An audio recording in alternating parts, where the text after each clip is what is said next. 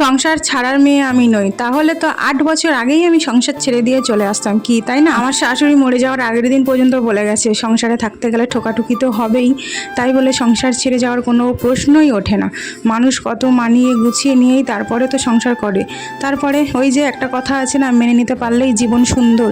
আর আমরা মেয়েরা কিন্তু মানিয়ে নিতেই একদিন শেষ হয়ে যায়, আর আমাদের আর কিচ্ছু করার থাকে না। সব অত্যাচার অবহেলা মেনে নিতে আর মানিয়ে নিতেই আমাদের জীবন শেষ। কার কথা ভাববো আর কার কথা ধরবো, এই নিয়ে ভাবলেই তো আর জীবন চলবে না। আগে যখন ঝগড়া হতো, বাড়িতে অশান্তি হতো, ঝামেলা হতো, মাকে ফোন করে জানাতাম, বোনকে ফোন করতাম, বাবাকে ফোন করতাম, যাদের পারতাম এক ধার দিয়ে সবাইকে জানাতাম।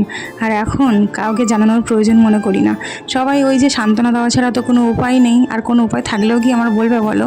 সেই জন্য আর কাউকে জানাই না, ওই নীরবে একটু কেঁদে নিই, মন খুলে কেঁদে নিই, তারপরে ওই যে সব ঠিক হয়ে যায়। আসলেই কি সব ঠিক হয়? আমরা ওই ঠিক করে নিই বলেই ঠিক হয়। যাই হোক, সকালবেলা দেখলে চা, টিফিন, ডিম সেদ্ধ অনেক কিছুই খাওয়া দাওয়া হয়েছে। আর এই কদিন কিন্তু প্রচুর গরম পড়ছে, তার কারণে আমার অবস্থা অনেকটাই খারাপ হয়ে গেছে। আর আজকের দুপুরে রান্নাগুলো সব গ্যাসে করেছি, আর ভাতটা করেছি উনানে, কারণ উনানের কাঠপাতা যে প্রায় শেষের পথে।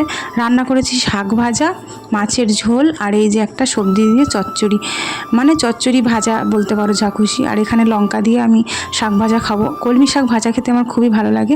তো চলো, আজকে অনেক বড় কথা বলে ফেলেছি, অনেক জ্ঞান দিয়েছি, যদি কারো খারাপ লেগে থাকে ক্ষমা করে দিও। আজকের মতো টাটা।